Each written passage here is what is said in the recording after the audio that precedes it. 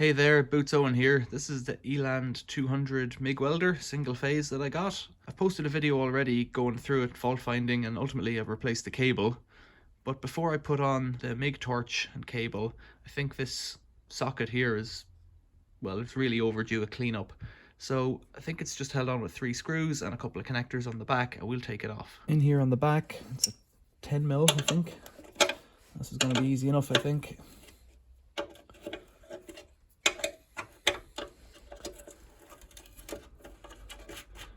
So there's a nut, a spring washer, and a regular washer, but they're not a locking nut, so it's quite easy. Quite easy to get them off there. I got this MIG welder for 60 quid with 2 rolls of wire and a full bottle, I don't know, 200 litre? I don't know what size they are actually. The big one, it's about up to my shoulder, of welding gas. I think it's active gas. It's Cougar. I think it's got some oxygen in it. I think that makes it active gas rather than inert gas. So it's a mag system. That's kind of neither here nor there because it doesn't seem to change how the machine works. Blacksmith was moving and I just happened to be passing and I said, "You getting rid of some stuff?" And he said, "Yeah." This machine hadn't been used in 10 years, I'm pretty sure. It was at the back of everything. It was covered in spatter. Have a look at the previous video. Spatter, dust, spray paint, overspray, all of it. It's all in here. Whoops, lost them now. There's another one somewhere. I lost the spring washer there. There it is. So I expect it to work. He told me it would. Whether that means it will or not is anyone's guess. Now, it's loose anyways, but it's held on. There's a wire and a gas hose. Gas hose is crimped on, that's not much help. And the feed wire thingy is crimped on or held on as well. So I might be able to free it out a bit. I'm not sure if this is the answer here, but I also don't know what the question is, I think, in this case. Tight, everything, there it is. Okay, yeah, so that's freeing this up a bit.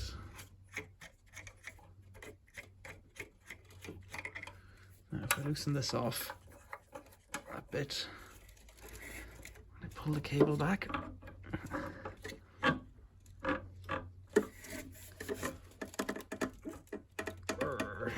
It has a, you know what, it probably has a ball of snot on the end of it.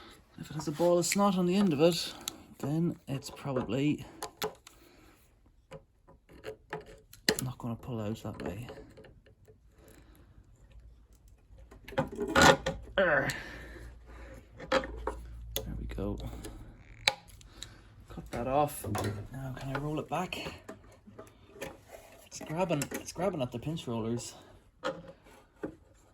But the the gas line is coming out there. I don't know if I'm actually going to be able to do much better here. I get a better look at it. Let's take this off. Slide that down, lift that up. That frees up the wire no end. That's better. There's the wire out. Okay, I'll leave that nut there. I said I might need to clean or remove the first few rings of wire because there's a bit of dust and rust on that wire. Might damage the liner on the torch. Back over here.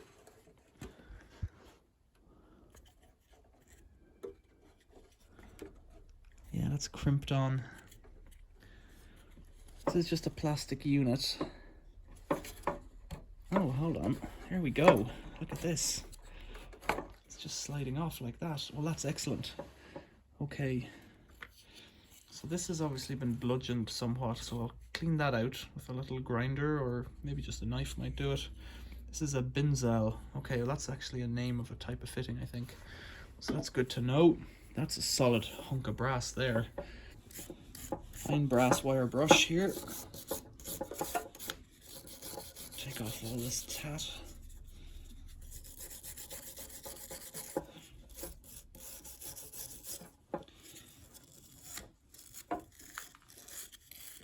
Something fell out there, I don't know what that was. That's the threads. Appear to be in good order now. There's some paint on here. So gas comes out there, wire comes out on top, and these two guys are connectors for the trigger.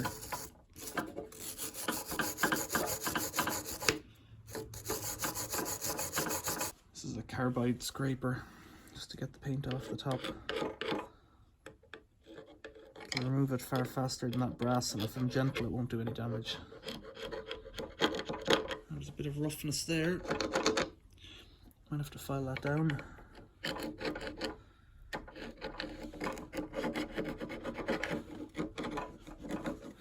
Quite a big glob of paint there.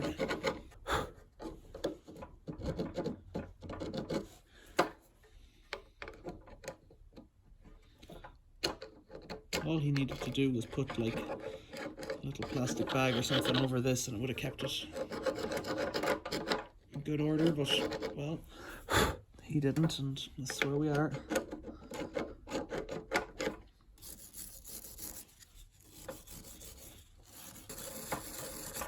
Let's get a little brass brush on the Dremel.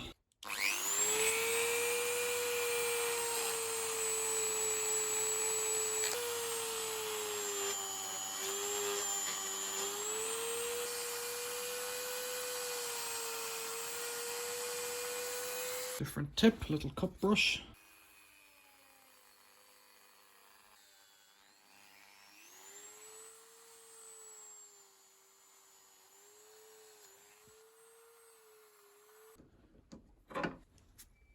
This is the other connector. It looks pretty good. There's an O-ring there that looks a bit tatty. Apart from that, so let's offer it up and see.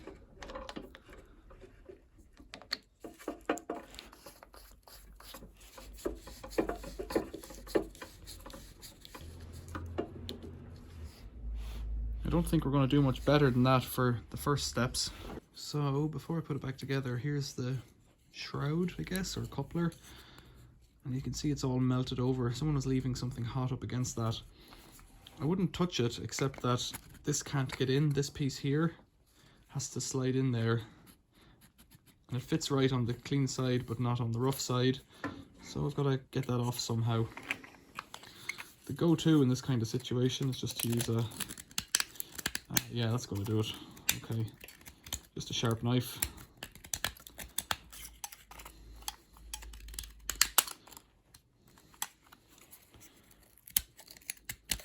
It's not even that sharp, you know.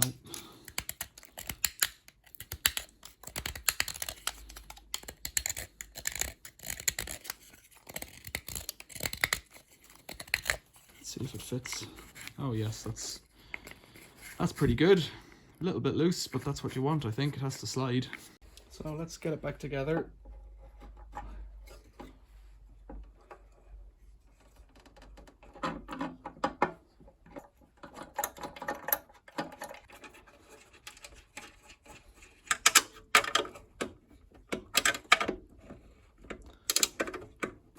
So then this needs to be tightened up. Not very much, I'd say, but well, it was tight when I took it off. Okay, that's the drive roller there. Whoops. That looks like a little woodruff key of some description, is it? Yeah, it is indeed. Okay, that's good to know. It looks a bit mashed up actually, so that could be something that needs attention. There's no easy way to turn it now. In fact, a way of turning it would be to turn on the machine. So let's see how this plug fits now.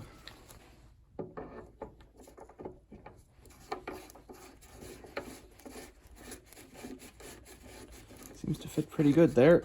Tighten it up like that. Can't go much tighter. Okay.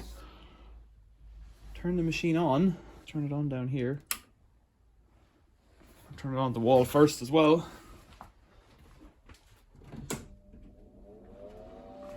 The light on the switch has come on and the fan is on, so what I'm looking for over here is to see if this little spindle turns.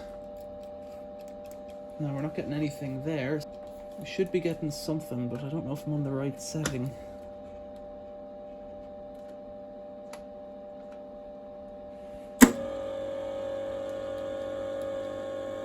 Okay, it's come on, but it's not going off. So I've just done that manually, so it looks like there's a problem in the switch here, but that it's always on, which is not great. But that's another issue to fix. Yeah, it came up on the side that I can reach this time. So the motor works, but the trigger switch might not work. This is the Woodruff key, and it's a bit knackered actually, so let's see if it still fits. It's in, it's going in, so it really needs to be on top. It's loose, but it's okay. Now, there should be something on the end, I'd say, to hold it in place, but that seems to be missing. Unless, of course, it's this, which came with it. It looks like it might be, you know. And there's another ring, actually, as well. That's what they are. I was wondering what they were. That's cool. So it would prefer to be out a bit, I would say.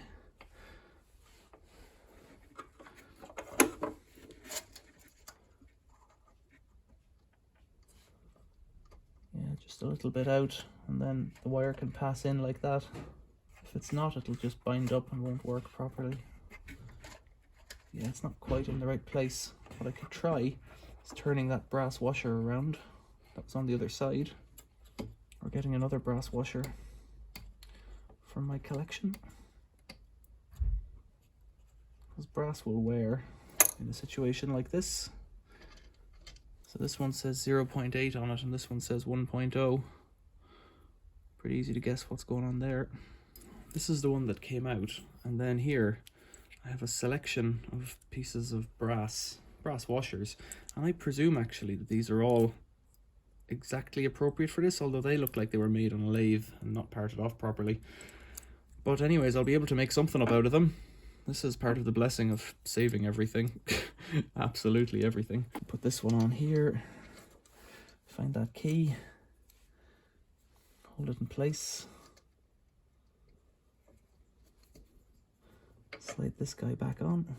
So you could put a spot of grease on it maybe as well, but I don't really want to get grease in there in case it's got something that shouldn't be in there for the weld.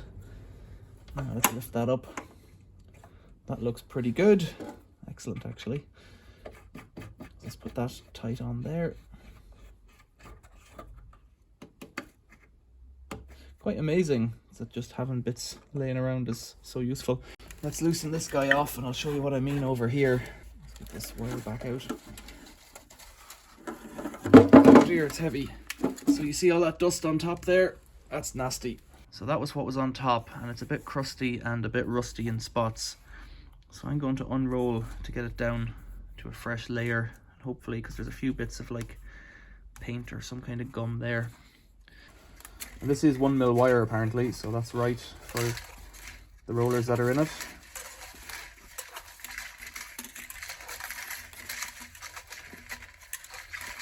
It's frustrating because it looks like dry bright copper wire, but of course it's steel. So it just gets recycled as steel, although I'll probably keep it for tying up things in the garden, maybe.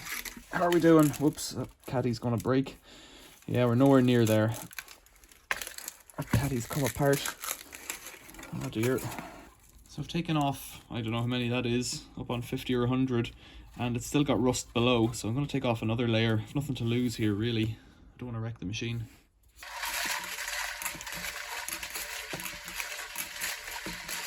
So now it's looking a bit better at that. This caddy has split, which is not great, but can't do much about that. It's got a big crack in it, but if it keeps going around, well then that's good enough, really. So then this wire has to go through this little eye, over the roller and into the next little eye here. There we go, I think that's it. Yeah, there we go. And that should now, if I turn it back on, it should feed out through the machine. So if I clamp this back on,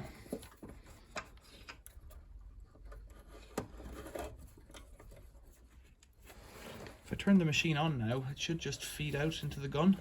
So I've plugged it out again, and I'm going to take the gun apart and just see what's it like inside.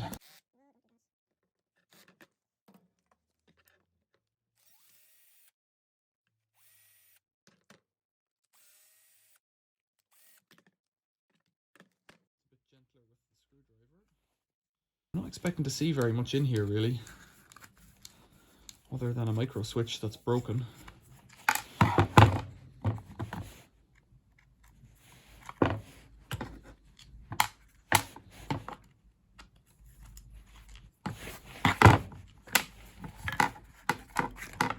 Oh, there we go.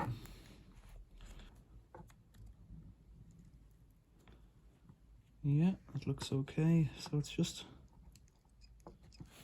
this little switch here. Oh, it's not even a switch. So if we look really closely, it is a switch. It's basically a contact on this side, a contact on this side, and a washer to make contact between them. There's nothing to break there, and it isn't broken. Okay, I'll give this a vacuum out and put it back together. These things can be bought online for relatively small money. I just don't want to until I know that the machine is working. So for that in there, catch this up here like that. Catch that there. Stay put now, you. If you think sometimes during this video that I don't know what I'm doing, it's the truth. I've never opened up a MIG Lance gun handle before. Never dealt with the rollers on a MIG welder. Ever. I qualified as a welder, or I got a qualification in welding, I suppose I would say, while I was in university in a night course. So in theory I know how to do MIG, arc and gas welding, but if you get a qualification and then never do it for years and years, except for the odd bit of arc welding, or as they call it some places, stick welding, then really you get rusty. And it wouldn't, on the level of course I was on, it would never have covered this kind of thing. It would have covered putting the wire in and tensioning the roller, probably. But I don't think we ever even opened up the machine to do it. We just were told it is in there. Okay, that's back together. So that rubber's bust, and it is what it is. It was held together with tape when I got it. This guy comes out, and there's the Bowden cable, or the liner inside, and the tip goes there. So the gas comes out here, and the tip feeds out the wire. I presume that's a 1mm tip. I don't know, it says 0040. I think those are imperial sizes, but it's a 1mm wire. T3, TM, MT. Don't know what that logo means. If you know what that means, tell me, because that might be handy. It's probably had a nameplate on there that's gone. Ooh, there's something. I can't see what that says.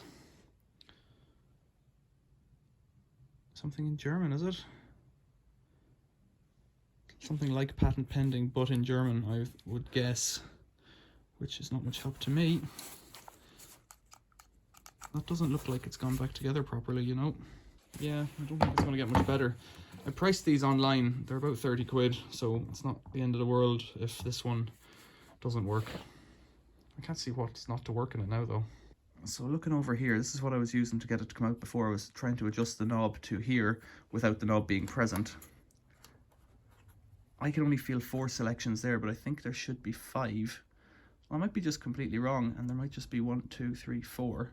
That would make more sense. So let's try and get this tied back on. I think it just has basically a little clamping down chuck with a nut. So let's try getting that on. So it takes a 12mm nut. Let's try. I can't get it to go in the hole now. One.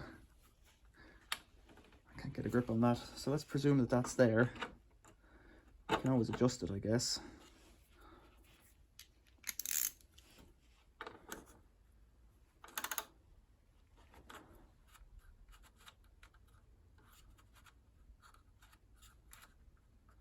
Feels about right, you know.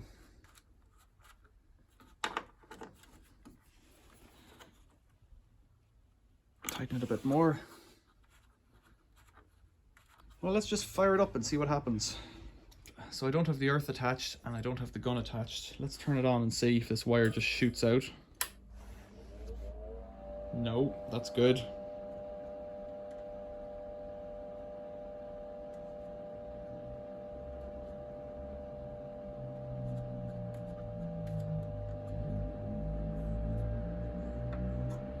Nothing. That's the roller speed, I'm reckoning. 0 up to 20, put it in the middle. Different steps, 1 and 2 for voltage there and there. Okay, let's turn it off again, get the gun back on.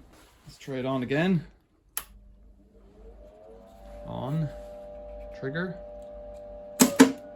I heard it clicking. We all heard that. Try a different setting. I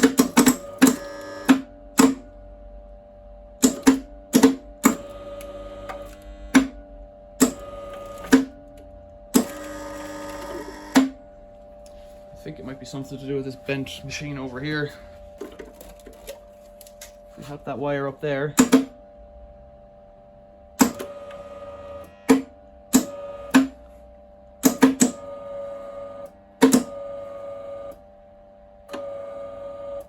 Try tensioning this down a bit.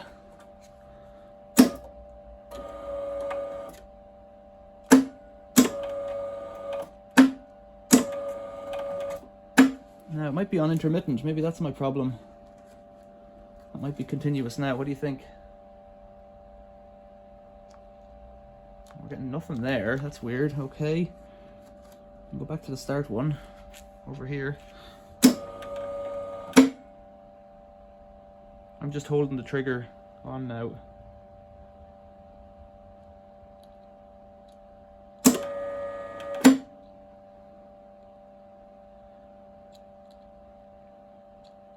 I think it's clicking in and out the welding relay as well, which would make sense. So it seems that this trigger then is activating the big relay.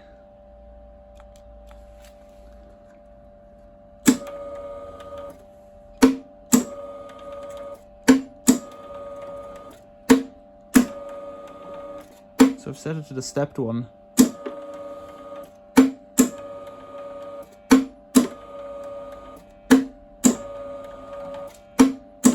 That's obviously not quite right. Try to the next one over.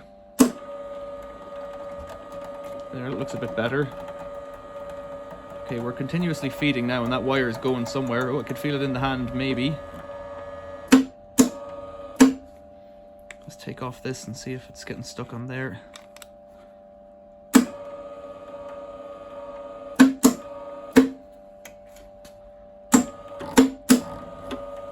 There we are. That's kind of neat. Okay, so I got the feed working. It feels like it's coming out through that tip. That's kind of neat.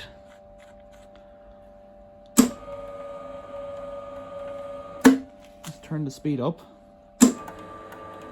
Yeah, it seems to be going okay. Turn it right down. Yeah, okay, that's looking positive. Then the next thing is to check gas.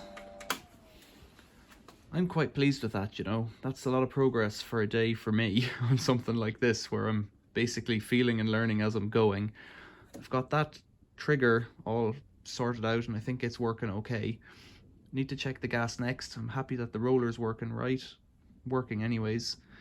Found some spare bits. I didn't know that I knew that I had them, but I didn't know what they were for. I presume that's what they were for. Maybe they're for something completely different. I need to go away now and read the manual for this and figure out what all these different settings means. I got the knob back on, that's good. I need to get the wiring sorted out because my mains cable is just all lying on the ground and it's not restrained or anything like that. So I need to sort that out, but that's a relatively simple wiring job. Any observations for me? Put them in the comments below. I'd be glad of any help on this. Or if you tell me it's a crap welder, tell me it's a good welder. Tell me if you know how to get cable when you've burst the spool like that. I think that's going to cause me a bit of headache. Yeah, tell me about it in the comments. If the video was helpful or if entertaining, give us a like please. And consider subscribing to the channel because I do stuff like this and I also fix washing machines and other bits and bobs. There you go. Thanks for watching. See you later.